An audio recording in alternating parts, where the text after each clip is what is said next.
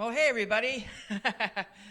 I am back on podcasting. This is Mark with the Q, host of the WMMA Math podcast here on wombatsports.com.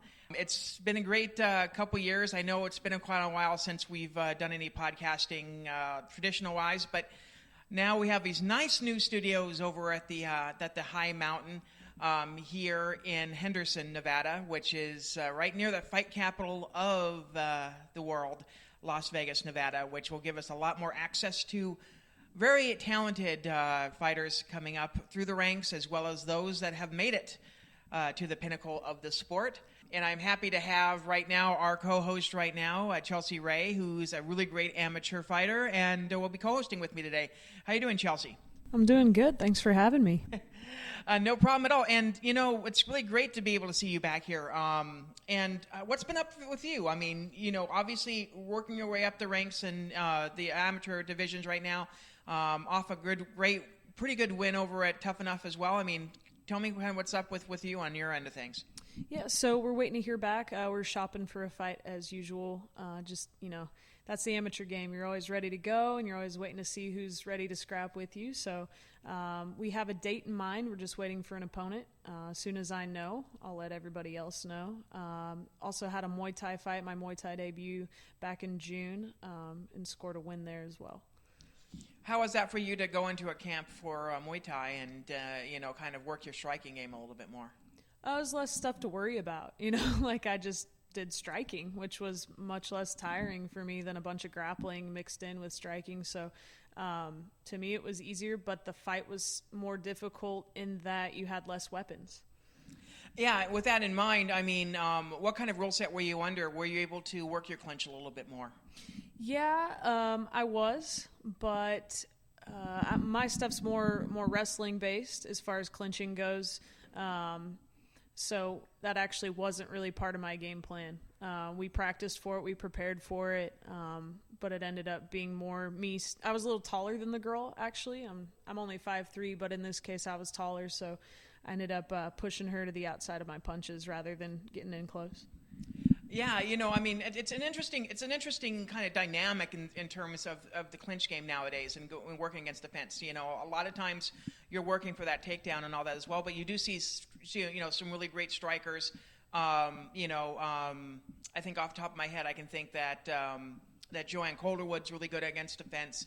And you know, Paige VanZandt, who we're to be talking about later with Justine, has a really good clinch game as well. I mean, and her wrestling game obviously is kind of transition really well because she's over at Chael Sonnen's camp. But, you know, it's going to be interesting. It's kind of an interesting kind of dynamic, what your kind of strategy is coming into a clinch game against the fence. And a lot of people kind of find it boring that, you know, they're trying to take the people down, and it does take a little bit of time, and it's a kind of a chess match. But there is a lot of strategy in that as well, and it's just interesting to kind of see what position certain people take. Right. I think I can understand why it's boring. You know, my last Tough Enough fight, a lot of time was spent in the clinch, on the fence, and that was part of our game plan. And if you don't really know what you're looking at, I can see why it's boring. I mean, sometimes I'm bored with that, even watching myself. But if you know what you're looking at, it can be incredible to watch just from an athletic perspective that somebody's putting in that kind of work and horsepower, because it takes a lot of energy to hold someone against a fence.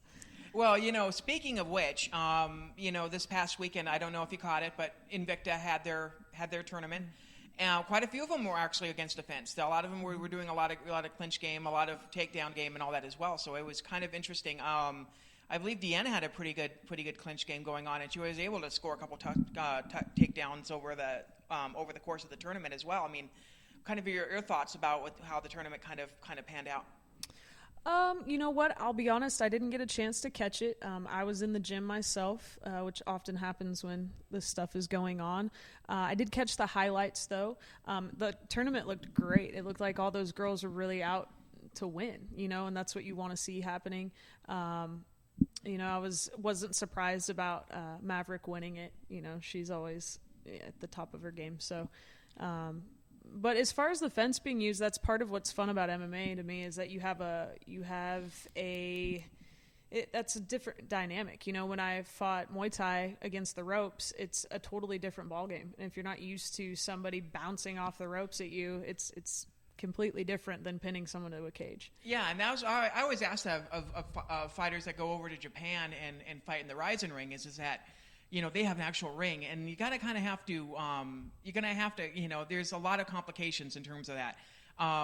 Trying to go for a takedown against the ropes or whatever like that, and then there'll be people that are pushing you back in the ring physically to make sure that you don't fall out of the ring ropes and all that as well. So there is a little bit different dynamic there. I always ask if it's a little bit different between doing that. I think I asked Maria Shafir about that. I think going into a ring and doing a physical ring thing to try to figure that out, and she said that she did it and she didn't want to do it again. So yeah, if you're used to fighting in the cage, if you're a quote cage fighter, it's completely different. I wouldn't say I'd never do it again, but it wasn't my favorite. I had this girl backing up, hitting her with hard strikes and trying to get inside and finish the job, and the rings playing against you and causing her to bounce around rather than be still, where you can really plant yourself and deliver something hard that could maybe end the fight. So that was a little frustrating and different, just an unexpected that you wouldn't have known about had you not fought both sides. Yeah, I'm always interested to see if there ever will be a time when we don't have a cage or we don't have a ring, we just have a flat surface and just go out that way. Because a lot of times that fence helps you in terms of the defense with the takedown. So yeah, it's kind of crazy to think about that. But come back to the tournament. It was a great tournament. Maiju did a really great job in that first round match. Really, to tell you the truth, I had her winning it. Her takedowns were really good. She had really good wrestling. She was dominating for a good 30 minutes, and then she lost position, and then she lost the last 30, and that's how she lost. But coming off, this is a gal that has fought, for over 10 years. She was in the original Strike Force Grand Prix one-night tournament. She was in two, one-night tournaments almost back-to-back in the beginning of her career. Looked awesome for how experienced she is and how long she's been in the game. She took a lot of time off just because she she had a child and she had a family, and then she came back. It was just amazing to see it. So I'm hoping that Invicta will bring her back. There was two of the fights were really kind of it was sketchy. That judging was a little bit sketchy that first round. All of the first round matches went to decision. Gianna got a submission, and Maverick both got submissions in the second.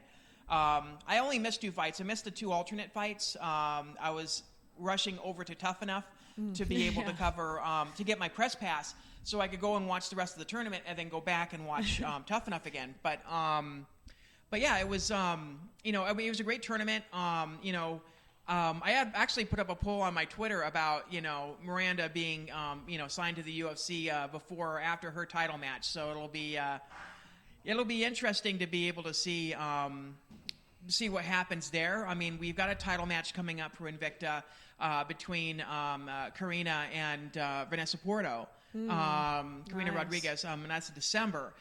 So Maverick has to sit on the shelf for a little bit in order for her to get herself a title shot. It probably won't be until maybe February or March of next year. So we'll have to see kind of where she ends up going from there, barring, like I said, that she gets the call from the UFC, which they did really quickly with Brianna Van Buren, who won the last tournament. So it was it's interesting to kind of see that kind of dynamic and all that as well. But on the poll, it actually said that she was probably going to get her title match before she gets signed to the UFC. But we'll see how that goes. But obviously, she's now on the UFC's radar, so it'll be interesting to say the least as well.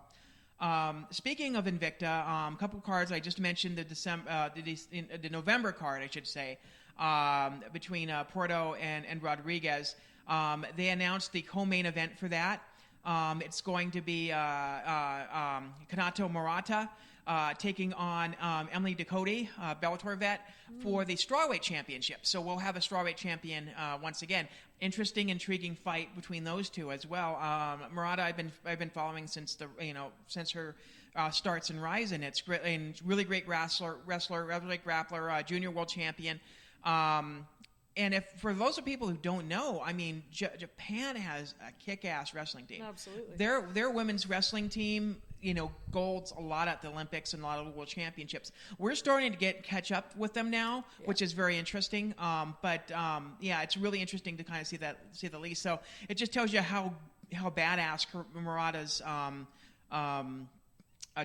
wrestling is. Mm-hmm. So it's going to be great to be able to see her against Emily Ducote, and her jiu-jitsu prowess and some of her striking as well. Also a wrestler, though. Yeah. So we'll see what kind of happens in that strawweight title fight as well. And then October is going to be the next fight, a atomweight fight between Jinh Yu Frey and Ashley Cummins. Their rematch is going to be happening then. And the co-main event's Pearl Gonzalez versus Brogan Walker Sanchez. That main event, I think, is going to be very intriguing. I know that Ashley had switched camps, I think, since she first had that Cummins fight, I believe. I think that was right when she was transitioning from St. Louis to San Diego, I think. Mm-hmm. So she has a different camp, 10th Planet, which, really strong team. I mean, probably three of the strongest strawweights in the world train at that same gym. We got the world champion, Leah McFarlane. We got Pearl, who's fighting, and then we have Liz Carmouche. Mm-hmm. All of them train at that gym. So it's crazy to us just to think about that. But as far as I know, the next card's going to be in Kansas City, from what I was hearing. But with that being in mind, there's some huge news that just came out of Invicta as well, which I think you're going to be very happy about. I'm very happy about. By the looks of it, Shannon Knapp has talked to the UFC. He was over at the Apex, which is their new smaller arena thing where they have the Contender Series. And by the looks of it, we'll be getting Invictas over there soon. I don't know how soon. Hopefully within the next week or two, I will have an interview with Shannon Knapp to talk a little bit about her move out here to Vegas. But a lot of us are excited about it. I moved down here. It's great to be able to cover Invictas a lot more easily than having to go all the way to Kansas City. To be able to have so many other fighters in the area have the ability to watch Invicta live is great too. I mean, obviously you got to be excited about that as well. I'm very excited about it. I've been talking for years about, just within your circles, you talk about Invicta or women's MMA in general, and you're like, man, I really wish that there was at least another location, that they had it, because Kansas City is just kind of a tough spot to get to. And there's not a lot going on there. So very excited that they're going to be doing some local shows. I think it will just amp up everything, as far as who can come, who can see, because those girls are fantastic, and I feel like they don't get enough eyes on them. You know what I mean? And I think when they're in the fight capital of the world, that's going to bring on a lot more eyes, a bigger audience for them.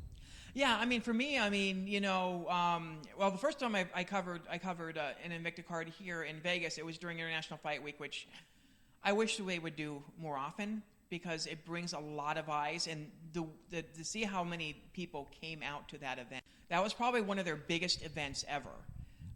Just because, with Fight Weekend being there, they want more content as well. UFC, I think part of it deals with just the UFC wanting to do more UFC stuff and kind of scaling down a little bit, which kind of sucks. But just to see all the people that were in the crowd and the audience, and to be able to see all the celebrities and all the fighters that were there to watch an Invicta card, it was just absolutely amazing. Their second card didn't do as well, and I think part of that was just because it wasn't at the UFC. Yeah, it wasn't a UFC.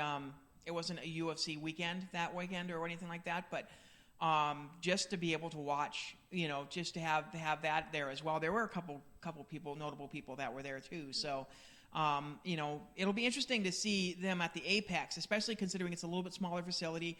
They don't have to worry about a lot of the outside stuff. I know Shannon, probably big reason why Shannon's doing that is because she was having problems with venues out here. And, it's nice to have a, UFC centered Apex venue where, you can kind of, you don't have to worry about anything major in terms of it. So, I think it's a great deal. It's, like I said, I look forward to being able to do a lot more stuff with Invicta now, with them being out here. So it'll be interesting to see how kind of everything kind of goes, and it'll be an advantage of some of the fighters that train out here.